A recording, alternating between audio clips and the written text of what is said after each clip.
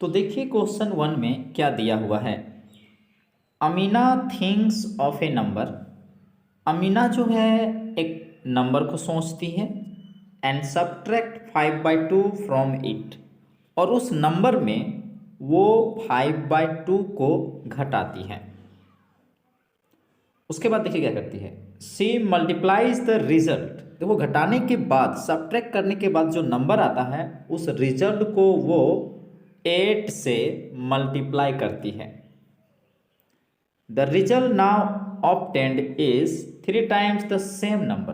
तो अब जो नंबर आता है, नया रिजल्ट जो आता है, वो जो वो नंबर सोचती है उसका 3 टाइम्स प्राप्त होता है। तो व्हाट इज द नंबर, तो बताइए वो कौन सा नंबर सोची है। तो देखिए सॉल्व करते हैं। मान लेते हैं कि अमीना जो नंबर सोचती है वो नंबर x है। तो अब अकॉर्डिंग टू क्वेश्चन, तो वो नंबर में 5/2 सब्ट्रैक्ट करती है, इसलिए देखिए यहाँ पर x माइनस 5/2। और फिर क्वेश्चन में ये भी दिया था कि सब्ट्रैक्ट करने के बाद जो रिजल्ट आता है उसको 8 से मल्टीप्लाई करती है। तो देखिए यहाँ पर ये जो x माइनस 5/2 ये तो रिजल्ट था, देखिए उसको x से मल्टीप्लाई करती है। ठीक है, तो क्वेश्चन के अनुसार लिख दिए हैं। तो क्वेश्चन में क्या बोला था कि रिजल्ट कितना आता है, जो नंबर सोचती है उसका 3 टाइम। देखिए यहाँ पर लिख सकते हैं 3x।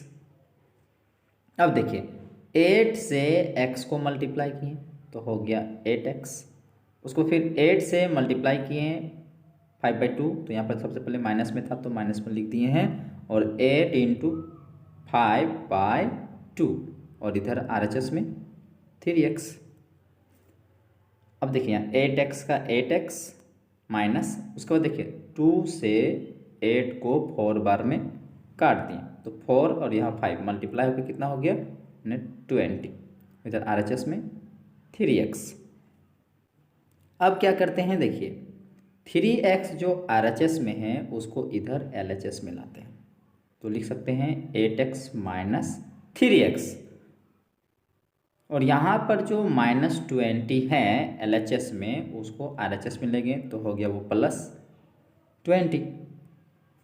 अब 8x में 3x सब्ट्रैक्ट कर दिए तो बचा 5x, और इधर 20 था।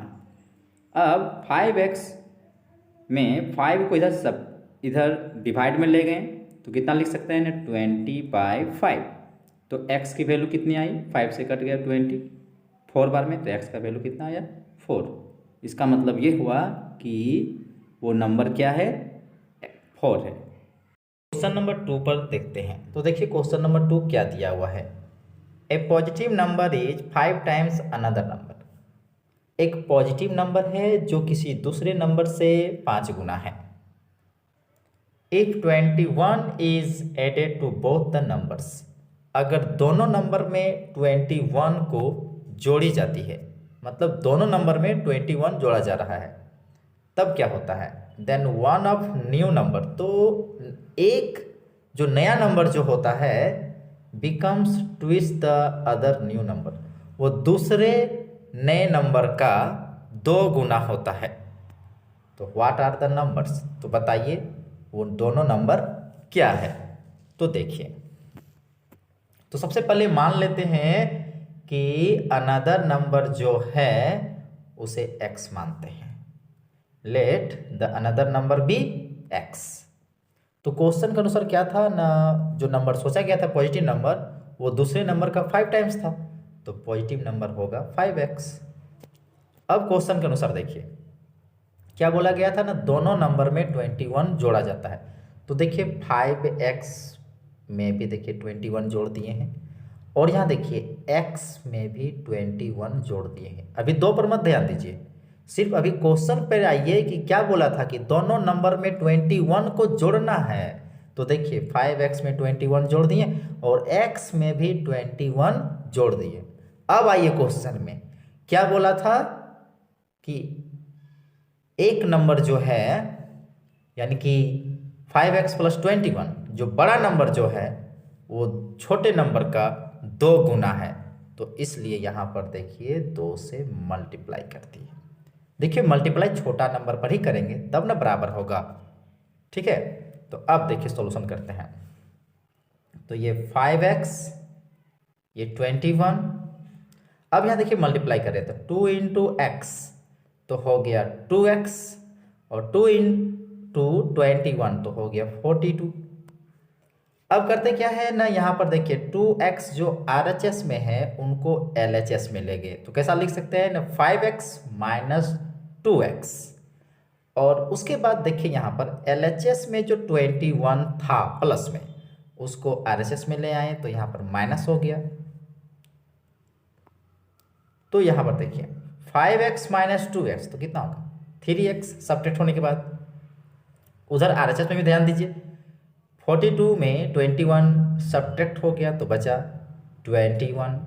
अब देखिए 3x यहाँ पर है, 3 जो मल्टीप्लाई में है x के साथ, उसको देखिए RHS में डिवाइड में ले आए तो क्या लिख सकते हैं ना 21/3, तो x का वैल्यू कितना आया ना 3 आया। तो इसका मतलब ये हुआ कि वो अनदर नंबर जो है वो 7 है, वो अनदर नंबर कितना है 7। तो पॉजिटिव नंबर कितना हुआ ना 5x था, तो 5 इंटू 7 यानी कि 35। तो क्वेश्चन नंबर 3 को बनाएंगे तो उससे पहले समझ लेते हैं कि देखिए 2 डिजिट का जो नंबर होता है सबको पता है कि वो 10 से शुरुआत होता है, 2 डिजिट का नंबर। क्योंकि यहाँ पर देखिए एक डिजिट और यहाँ दूसरा डिजिट, 2 डिजिट कहाँ से शुरू होता है ना 10 से, और ये बढ़ते बढ़ते कहाँ तक जाता है ना 99 तक, ठीक है। अगर हम यहाँ पर बात करें कि 2 डिजिट का नंबर देखिए 10 है, अगर हम इनके दोनों डिजिट को जोड़ते हैं तो कितना आता है, तो 1 प्लस 0 इक्वल टू 1, ठीक है। यानी कि 2 डिजिट नंबर जो 10 है, इनके दोनों डिजिट को जोड़ने पर कितना आता है रिजल्ट 1 आता है, ठीक है। अब दूसरा चीज समझते हैं। मान लेते हैं 25 2 डिजिट का नंबर है, इसको लिख कैसे सकते हैं, तो इसको लिखने का तरीका होता है, देखिए आप इसे 2 इंटू 10 प्लस 5 लिख सकते हैं।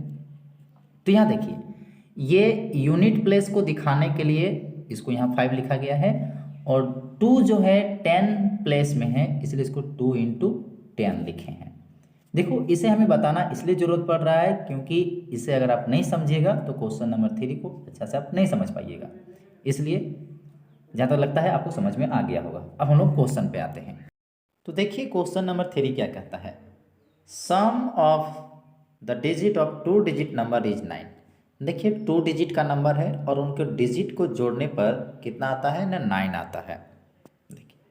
When we interchange the digit, देखिए अब डिजिट को बदल रहे हैं, मतलब जो 10 के जगह पर है उसको 1 के जगह पर लिखेंगे, और 1 की जगह पर जो है उसको 10 के जगह पर लिखेंगे, ठीक है, बदल दिए।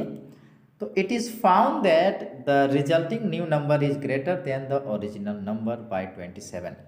तो पलटने के बाद जो नया नंबर आया ना, डिजिट को पलटने के बाद जो नया नंबर आया वो पहले के नंबर से 27 अधिक होता है, ठीक है। पहले तो 2 डिजिट का नंबर था, ठीक है, मगर जैसे ही डिजिट को बदले तो नया नंबर बन गया, और वो नया नंबर पहले नंबर का कितना अधिक है ना 27। तो क्वेश्चन में पूछा जा रहा है what is the 2 digit number, तो बताइए वो 2 डिजिट का नंबर क्या था। तो देखिए बनाते हैं। तो सबसे पहले मान लेते हैं कि the unit place digit of 2 digit number bx। देखिए 2 डिजिट का तो नंबर है, ठीक है, उसका जो यूनिट प्लेस में जो डिजिट है उसको x मान लेते हैं। तो 10 के प्लेस में कितना होगा, तो 10 के प्लेस में होगा 9 माइनस x। वो इसलिए क्योंकि दोनों को जोड़ के बोला गया था क्वेश्चन में कि 9 है, तो चूंकि 1 यूनिट प्लेस में हम x मान ही चुके हैं तो डेफिनेटली होगा क्या, 10 प्लेस में कितना होगा 9 माइनस एक्स। अगर वहां पर 9 ना रह के 10 रहता ना तो यहाँ लिखते 10 माइनस एक्स, अगर 11 रहता तो लिखते 11 माइनस एक्स। मतलब बहुत सिंपल है, जो जोड़ के दिया गया है उसमें घटा देना है यूनिट प्लेस को, ठीक है। तो वो निकल जाएगा 10 के प्लेस का डिजिट। ठीक, तो सर नंबर कितना होगा? तो नंबर होगा, ओरिजिनल नंबर आपको पहले सिखा दिए थे कि 10 से मल्टीप्लाई करेंगे वो डिजिट जो 10 के प्लेस में है। तो 10 के प्लेस में कौन है ना, 9 माइनस एक्स। तो देखिए 9 माइनस एक्स को देखिए 10 से मल्टीप्लाई किए, याद कीजिए, अभी समझाए थे। और यूनिट प्लेस में कितना है ना, एक्स है, तो देखिए यहाँ पर एक्स लिख दिए। तो सर ये है आपका ओरिजिनल नंबर। अब आते हैं क्वेश्चन के अनुसार। क्वेश्चन में क्या बोला गया था कि सर डिजिट को बदलते हैं, उसका प्लेस बदलते हैं। तो न्यू नंबर जो होता है वो ओरिजिनल नंबर से 27 अधिक होता है। इसका मतलब कि हमें ओरिजिनल नंबर में 27 जोड़ेंगे तभी मेरा किसके बराबर होगा, न्यू नंबर का। तो अब देखिए, तो नया नंबर में क्या बोला गया था कि डिजिट को बदलते हैं। तो देखिए यहाँ पर 10 के साथ x मल्टीप्लाई हुआ है, देख सकते हैं यहाँ पर, और x मेरा यूनिट में था। अब देखिए यूनिट वाला 10 के साथ मल्टीप्लाई हुआ है, तो इसका मतलब ये हुआ कि हमने इंटरचेंज कर दिए हैं डिजिट को। और देखिए ये रहा यूनिट प्लेस में 9 माइनस एक्स, तो ये मेरा न्यू नंबर है।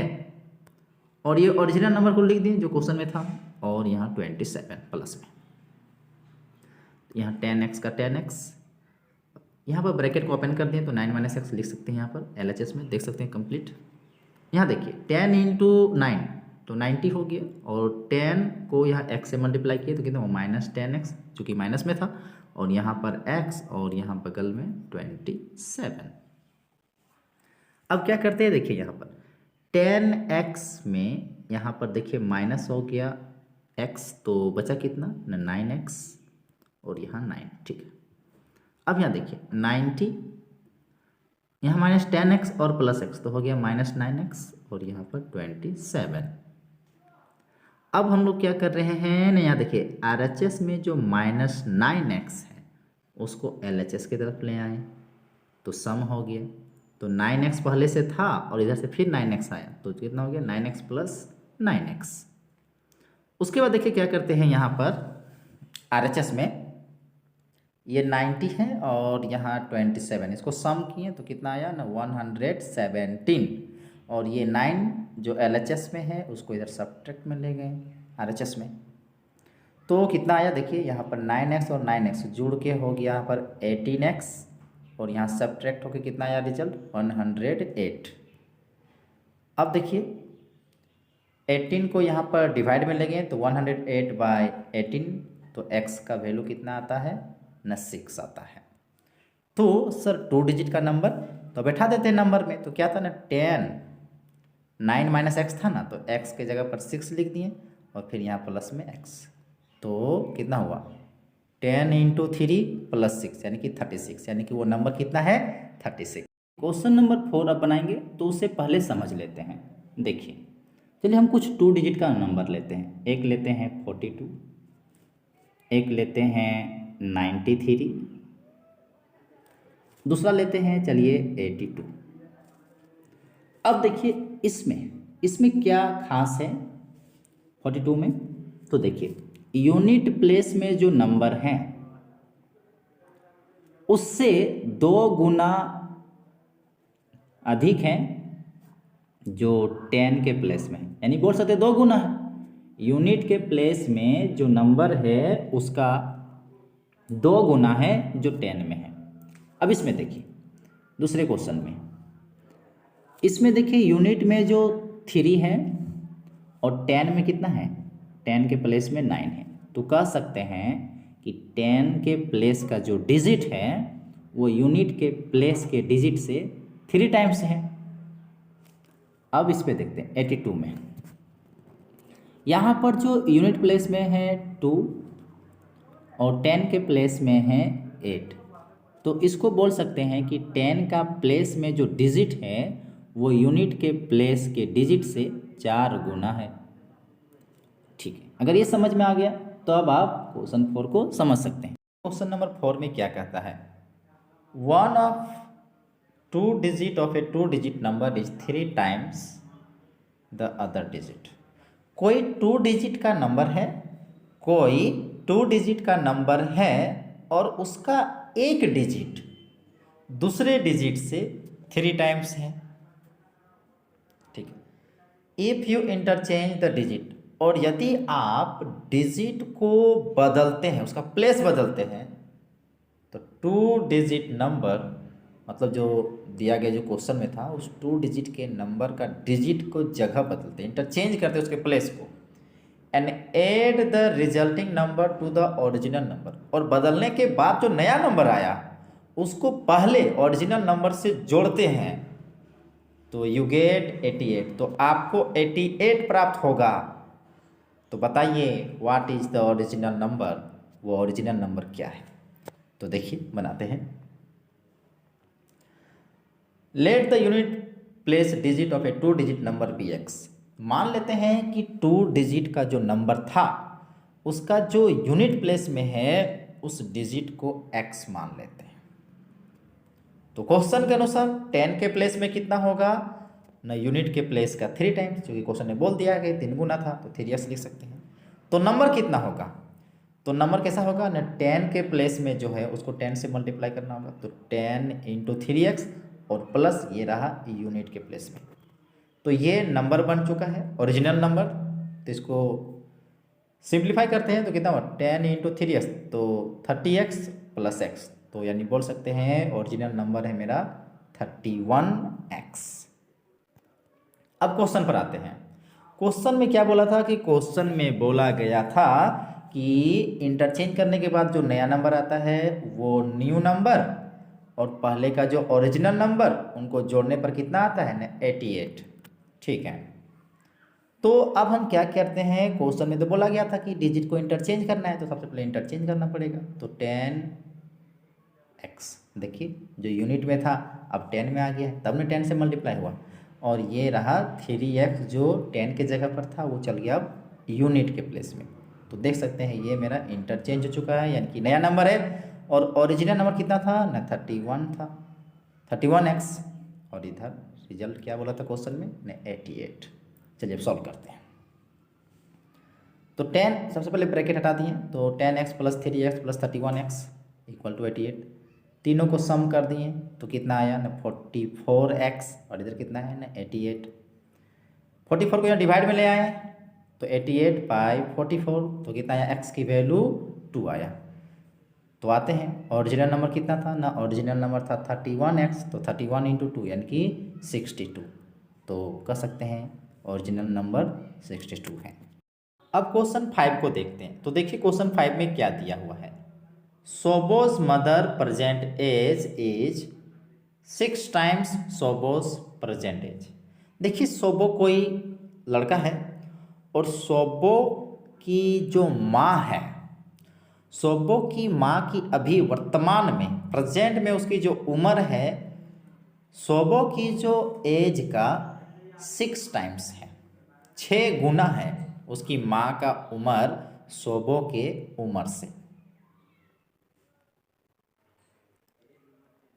सोबोज एज 5 years फ्रॉम नाउ, अब से 6 साल बाद अगर हम सोबो की उम्र की बात करें, अब से 6 साल बाद सोबो की उम्र की बात करें तो will be 1/3 of his mother present age. देखिए ध्यान से, अगर हम अभी से 5 साल बाद की बात करेंगे और सोबो की उम्र को लेंगे तो सोबो की उम्र कितनी होगी 5 साल बाद, 5 साल बाद सोबो की उम्र होगी अभी उसकी माँ की जितना उम्र है उसका 1/3 होगा। तो what are their present age, तो बताइए दोनों की वर्तमान अभी प्रेजेंट में कितना एज है। तो देखिए बनाते हैं, let Sobo's present age be x years। तो मान लेते हैं सोबो की जो अभी वर्तमान एज है उसको x ईयर मान लेते हैं, कितना मान लेते हैं ना, x ईयर, ठीक है। तो सोबो की माँ की वर्तमान एज कितना होगा अभी प्रेजेंट एज, तब 6x।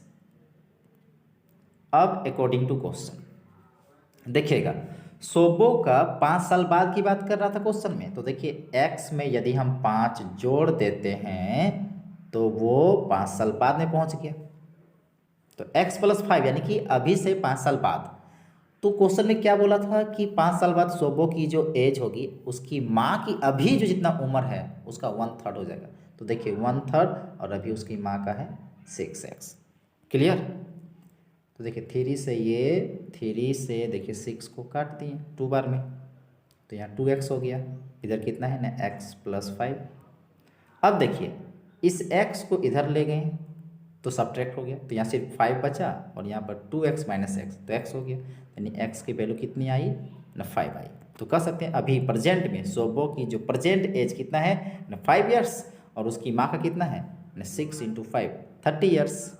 अब हम लोग क्वेश्चन नंबर 6 को देखते हैं कि क्वेश्चन नंबर 6 में क्या दिया हुआ है।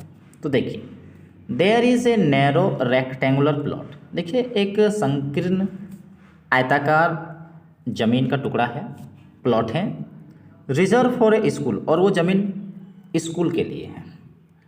कहाँ पर न इन माहौली विलेज, माहौली गांव में। अगर हम इस जमीन की बात करें तो देखिए the length and breadth of the plot are in the ratio 11:4। इसकी लंबाई और चौड़ाई का रेशियो दिया गया है, कितना है ना 11:4। आगे देखिए क्वेश्चन में at the rate ₹100 per meter it will cost the village panchayat ₹75,000 to fence the plot. देखिए इसके चारों तरफ घेराव किया गया है, तो टोटल घेराव करने में 75,000 रुपया खर्च हुआ है पंचायत को। गांव के पंचायत को 75,000 रुपया खर्च हुआ है फेंसिंग करने के लिए, घेराव करने के लिए, और वो 100 रुपया पर मीटर के दर से 100 रुपया पर मीटर के हिसाब से कोस्टिंग हो रहा था फेंसिंग का। तो कितना खर्चा बैठा था न 75,000। तो बताइए कि उस जमीन का डायमेंशन कितना है, मतलब उसकी लंबाई कितनी है और चौड़ाई कितनी है। तो देखिए बहुत ही सुंदर क्वेश्चन है, बनाते हैं। तो मान लेते हैं length and breadth of rectangular plot 11x and 4x। ठीक है, चूंकि रेशियो में दिया था इसलिए मान लेते हैं कितना कि उसका लंबाई चौड़ाई जो है वो 11x है और 4x है। अब क्वेश्चन के अनुसार चूंकि चारों तरफ घेरा था तो इसको हम पेरीमीटर बोल सकते हैं। तब तो जमीन का पेरीमीटर कितना होगा, तो पेरीमीटर ऑफ द प्लॉट कैसे निकलेगा न, सबसे पहले टोटल कॉस्ट को डिवाइड करते हैं जिस रेट से खर्च बैठा था। तो देखिए टोटल खर्च था मेरा 75,000, उसको भागा देंगे 100 से, तो डिवाइड करने के बाद कितना आता है ना 750 मीटर। तो इसका मतलब ये पेरीमीटर हुआ, चारों तरफ का लंबाई कितना हो गया ना 750। अब चूंकि हम लोग जानते हैं कि रेक्टेंगल के पेरीमीटर का जो फॉर्मूला होता है 2 × L+B होता है। अब हम लोग इसी पर बैठाते हैं, तो पेरीमीटर के जगह पर 750 बैठा दिए और इधर 2 और 11 के जगह देखिए L के जगह पर 11x और B के जगह पर 4x जो पहले माने थे। तो कितना हुआ देखिए यहाँ पर 750 तो लिख दिए फिर से, और यहाँ पर देखिए 2 × 11 और यहाँ पर देखिए 4 जुड़ के हो गया 15x, तो मल्टीप्लाई कितना हो गया तो 30x। अब 30x को क्या करते हैं डिवाइड में ले जाते हैं, तो x की वैल्यू कितनी आती है न 25। कितना आता है न 25। ठीक है, तो जमीन का लंबाई कितना हुआ तब तो 11 × 25, तो यानी कितना हुआ 275 मीटर। और ब्रेथ कितना हो गया न 4 था, तो 4 × 25 यानी कि 100 मीटर। तो कह सकते हैं उस रेक्टेंगुलर जो प्लॉट है उसकी लेंथ है 275 मीटर और ब्रेथ कितना है न 100 मीटर। देखिए क्वेश्चन 7 में क्या दिया हुआ है, तो देखिए Hasan buys 2 kind of cloth material. Hasan जो है 2 प्रकार के कपड़े को खरीदता है फॉर स्कूल यूनिफॉर्म। स्कूल के यूनिफॉर्म के लिए वो 2 प्रकार के कपड़े को खरीदता है Hasan. Shirt material that cost him, वो शर्ट के लिए जो कपड़ा खरीदता है उसकी जो कॉस्टिंग है वो ₹50 पर मीटर, मतलब 50 रुपये पर मीटर की दर से खरीदता है। And trouser material that cost him ₹90 पर मीटर। और जो ट्राउजर के लिए जो कपड़ा खरीदता है उसका कॉस्टिंग कैसा पड़ रहा है ना, पर मीटर 90 रुपया। फिर आगे देखिए क्वेश्चन में कुछ दिया हुआ है, for every 2 metre of the trouser material he buys 3 metre of shirt material. कहता है क्या प्रत्येक 2 मीटर ट्राउजर के कपड़े के लिए वो 3 मीटर शर्ट का कपड़ा खरीदता है। उसके बाद वो क्या करता है, ही सेल्स द मटेरियल, उसको 12% और 10% के प्रॉफिट पर बेचता है। वो 12% और 10% के प्रॉफिट फिर उसको बेच देता है मटेरियल को। हिज टोटल सेल, उसका जो टोटल सेल जो है वो ₹36,600 है, इतना इसका सेलिंग प्राइस है। तो how much trouser material did he buy. तो क्वेश्चन में पूछा जा रहा है कि उसने ट्राउजर के लिए कितना कपड़ा खरीदा है। तो क्वेश्चन को ध्यान से समझिएगा, देखिए ध्यान से। सबसे पहले मान लेते हैं, क्योंकि क्वेश्चन में दिया था कि शर्ट जो है ट्राउजर से ज़्यादा खरीदता है। तो देखिए, तो शर्ट की जो मटेरियल है उसको 3x मान लेते हैं और ट्राउजर की जो मटेरियल है उसको 2x मान लेते हैं रेशियो में। तो शर्ट का मटेरियल और ट्राउजर के मटेरियल का रेशियो कितना हो गया ना, 3:2। तो अब देखिए, तो यहाँ से पता चल जाता है कि उन्होंने शर्ट कितना खरीदा। जो भी समझे हैं, लिखे हैं, जो माने हैं उस पर चलिए। शर्ट का मटेरियल को 3x माने, यानी कि 3x उन्होंने कपड़ा खरीदा शर्ट का, और ट्राउजर के लिए 2x। तो सबसे पहले इसका कॉस्ट कितना बैठा वो देखिए। तो शर्ट के लिए कॉस्ट बैठेगा, चूँकि 50 रुपया के हिसाब से था, तो 50 × 3x, तो शर्ट के लिए हो गया 150x। चूँकि इसको सेल करता है जब शर्ट को, तो उसको 12% यानी 12% की गेन होती है, लाभ होती है। तो यहाँ देखिए फॉर्मूला में बैठा दिए, तो 100 प्लस P%, जो प्रॉफिट परसेंट मतलब P% मतलब प्रॉफिट परसेंट, और नीचे 100। तो देखिए फिर से समझाना चाहूँगा, 100 प्लस प्रॉफिट परसेंट बटे 100 × CP। तो यहाँ से सेलिंग प्राइस निकल जाएगा, यानी ये सेलिंग प्राइस निकालने का फॉर्मूला हुआ। यदि प्रॉफिट परसेंट दिया हुआ हो और कॉस्ट प्राइस दिया हो तो बैठाइए वैल्यू। तो यहाँ पर 100, यहाँ पर 12, नीचे 100 और फिर इंटू 150x। तो सॉल्यूशन करने के बाद हमें क्या प्राप्त होता है, 168x। तो ये सेलिंग प्राइस है शर्ट मटेरियल का। अब देखिए इसी प्रकार हम लोग निकालते हैं ट्राउजर का। तो ट्राउजर के मटेरियल के लिए कितना कॉस्ट होगा, तो 90 × 2x, तो हो जाएगा 180x। और इसे कितना में बेचता है, इसे 10% के गेन पर बेचता है। तो यहाँ पर 12 नहीं होगा, यहाँ पर 10 होगा। ठीक है, कितना होगा, 10। तो देखिए, तो 100 प्लस 10 बाय 100 × 180। ठीक है, तो यहाँ पर देखिए कितना आया ना, 198x। तो हम लोग सेलिंग प्राइस निकाल लिए, शर्ट का भी निकाल लिए, ट्राउजर का भी निकाल लिए। तो अब देखिए, चूँकि क्वेश्चन में दिया था कि सेलिंग करने के बाद उसे कितना पैसा प्राप्त होता है ना, 36,600। तो देखिए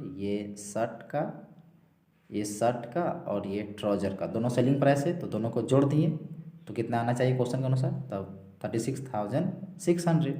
तो दोनों को सम किए तो कितना आया ना, 366x, और यहाँ पर कितना होगा 36,600। उसके बाद 366 को यहाँ डिवाइड में ले गए तो कितना आया, x की वैल्यू आया 100।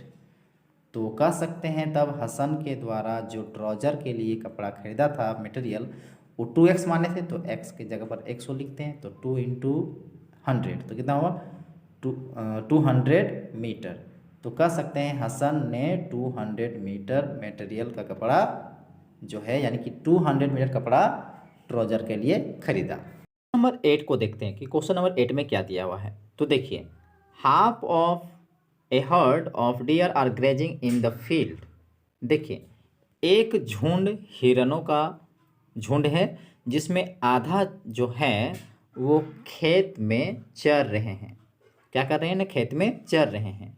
एंड 3/4 ऑफ द रिमेनिंग, और शेष जो बचा मतलब आधा, आधा का 3/4 आर प्लेइंग नियर बाय, सामने में खेल रहे हैं। जरा सुनिएगा, हिरणों की झुंड है, उसका आधा, झुंड का आधा खेत में चर रहे हैं और आधा का 3/4 नज़दीक में खेल रहे हैं। द रेस्ट 9, और शेष जो 9 बचा वो drinking water from the pond, तालाब से पानी पी रहे हैं। तो क्वेश्चन में क्या पूछ रहा है, find the number of deer in the heard. तो झुंड में हिरणों की संख्या कितनी। तो देखिए सॉल्व करते हैं। तो मान लेते हैं total number of deer in the herd be x. झुंड में हिरणों की संख्या को एक्स मानते हैं। तो अकॉर्डिंग टू क्वेश्चन में क्या दिया हुआ था न, आधा जो था यानी x/2 वो चर रहे हैं खेत में और आधा का 3/4 खेल रहा था। सो देखिए 3/4 इंटू x/2, और शेष जो 9 बचा था जो पानी पी रहा था वो रहा +9। तो ये देखिए, ये आगे वाला है खेत में जो चर रहा था उन हिरणों की संख्या, ये है बीच में जो है वो है सामने में जो खेल रहा था, और 9 जो पानी पी रहा था। तो कुल मिला के कह सकते हैं कि यहाँ सारा हिरन को ले लिए और सारे हिरन को क्या माने थे हम लोगों ने, x। अब देखिए x/2 ठीक है, और यहाँ ऊपर में देखिए 3 × x 3x और नीचे 4 × 2 8 हो गया, यहाँ +9 और यहाँ पर x। अब देखिए 2 और 8 का एलसीएम लिए, कितना हुआ नहीं 8 हुआ, तो ऊपर में कितना हुआ 4x + 3x, और यहाँ पर 9 और यहाँ पर x। अब देखिए 7x/8 यहाँ पर है और यहाँ 9 और यहाँ पर x। अब क्या करते हैं, तो 7x/8 जो यहाँ LHS में है उसे RHS में ले जाते हैं, तो x के साथ वो क्या हो जाएगा, सब्ट्रैक्शन के रूप में हो जाएगा। अब देखिए उसको यहाँ एलसीएम लेते हैं 1 और 8 का और सॉल्व करते हैं, कितना आता है 8x - 7x/8, यहाँ 9, तो 9 = कितना हुआ 9 = x/8, क्रॉस मल्टीप्लिकेशन कर दिए तो x की वैल्यू कितनी निकली 72। तो कह सकते हैं कि total number of deer in the heard, यानी झुंड में टोटल हिरणों की संख्या कितनी है 72। अब क्वेश्चन 9 को देखते हैं कि क्वेश्चन देखिए 9 में क्या दिया हुआ है। A grandfather is 10 times older than his granddaughter. कोई एक दादाजी हैं और वो अपनी पोती से 10 टाइम्स अधिक हैं, मतलब 10 गुने उम्र के हैं अपनी पोती से। He is also 54 years older than her, और ये अपनी पोती से 54 साल अधिक हैं। तो फाइंड देयर प्रेजेंट एज, तो बताइए दोनों की उम्र अभी वर्तमान में कितनी है। तो देखिए सबसे पहले क्या करते हैं न, मान लेते हैं कि ग्रैंड डॉटर की यानी कि पोती की वर्तमान अभी प्रेजेंट एज x ईयर मान लेते हैं। तो क्वेश्चन के अनुसार उसके जो दादाजी की एज जो थी वो कितना था ना 10 टाइम्स, तो 10x हो जाएगा उसके दादाजी का। अब अकॉर्डिंग टू क्वेश्चन कि उसकी पोती के उम्र से उसका दादाजी कितना अधिक है न 54 ईयर्स अधिक है। तो देखिए उसकी पोती के उम्र में 54 जोड़ देंगे तो उसके दादाजी का उम्र के बराबर हो जाएगा। तो देखिए उसकी पोती की उम्र में कितना जोड़ दिए 54, तो अब कह सकते हैं कि उसके दादाजी का उम्र के बराबर में आ गया। अब देखिए ये x को इधर ले आए सब्ट्रैक्शन में, तो 10x - x यहाँ कितना हुआ 54, 10x - x 9x, फिर यहाँ 54। अब देखिए 9x में 9 को यहाँ डिवाइड में ले आते हैं RHS में, तो कितना 54/9, तो x की वैल्यू कितनी आती है न 6 आती है। तो कह सकते हैं यहाँ पर कि पोती की अभी वर्तमान एज प्रेजेंट एज कितना है 6 ईयर्स है, और दादाजी का तो 6 को 10 से मल्टीप्लाई कर देंगे क्योंकि वो 10 टाइम्स थे, तो 60 ईयर्स। अब क्वेश्चन नंबर 10 को देखते हैं। तो देखिए क्वेश्चन 10 में क्या दिया हुआ है। Aman's age is 3 times his sons age. Aman की जो एज है अपने बेटे की उम्र का 3 गुना है। 10 years ago he was 5 times his son's age। 10 साल पहले अमन की जो एज जो थी उनके बेटे के एज से 5 गुना अधिक था। तो बताइए कि अभी उन दोनों की वर्तमान में प्रेजेंट में एज कितनी है। तो देखिए बनाते हैं। Let the present age of Aman's son. मान लेते अमन के बेटे की प्रेजेंट एज जो है वो x ईयर है। अब क्वेश्चन को सर देखिए, तो अभी वर्तमान में उसका पिताजी यानी अमन का जो एज है उनके बेटे से कितना अधिक है न 3 टाइम्स वर्तमान में, इसलिए बोल सकते हैं तब अमन का जो एज है वो 3x होगा। अब ध्यान दीजिएगा क्वेश्चन के अनुसार आते हैं 10 साल पहले। तो देखिए अमन के उम्र में सबसे पहले तो 10 साल घटाना पड़ेगा, तो -10, तो 10 साल पहले चले गए। फिर देखिए यहाँ पर x - 10 यानी कि उनके बेटे के उम्र में भी 10 साल घटा दिए। अभी सिर्फ इतना फोकस कीजिए कि -10 क्यों किए हैं। -10 करने के पीछे कारण है कि हम पास्ट में चले गए 10 साल पीछे। अब देखिए क्वेश्चन में क्या बोला था कि अमन जो है अपने बेटे से 5 गुना अधिक था पास्ट में, इसीलिए देखिए अमन के उम्र में देखिए यहाँ पर 5 से मल्टीप्लाई किए हैं। ठीक है, क्लियर। आगे देखिए तो 3x - 10। अब देखिए यहाँ पर मल्टीप्लाई करते हैं 5 × x 5x और 5 × 10 तो हो गया 50, क्योंकि माइनस में था तो -50 हो गया। अब देखिए यहाँ जो 5x हैं उनको इधर LHS में ले आए तो कितना हुआ 3 - 5x, और यहाँ जो -10 था इसको इधर ले आए तो कितना हो गया न +10। तो यहाँ कितना हुआ सोल्यूशन होके, यहाँ पर हुआ -2x और यहाँ पर हो गया -40। अब देखिए -2 को यहाँ डिवाइड में ले आते हैं तो -40 बटे -2 तो कितना आता है न 20। तो कह सकते हैं अभी अमन के बेटे की प्रेजेंट एज 20 ईयर्स है और अमन का 3 × 20 यानी कि 60 ईयर।